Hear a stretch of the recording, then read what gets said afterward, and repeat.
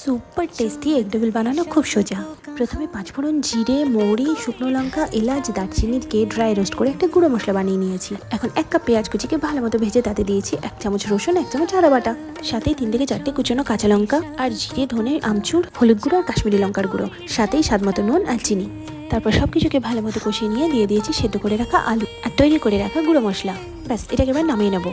এখন একটা ডিমকে নুন দিয়ে ভালো করে ফেটিয়ে নিয়েছি আর সেদ্ধ করে রাখা ডিমগুলোকে হাফ করে কেটে সেটাকে আলুটা দিয়ে চারিদিকটা ভালো করে কভার করে নিয়েছি। তারপর এটাকে ভালো করে প্রেস করে একটা ডিম পাকার শেপ দিয়েছি।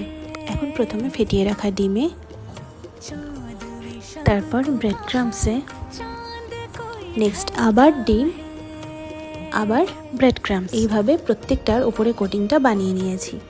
তারপর এগুলোকে ছাকা তেলে ভেজে নিয়েছি যতক্ষণে এর রং গোল্ডেন ব্রাউন হয়ে যায়। ব্যাস, আমাদের সবার favourite perfect egg devil ready.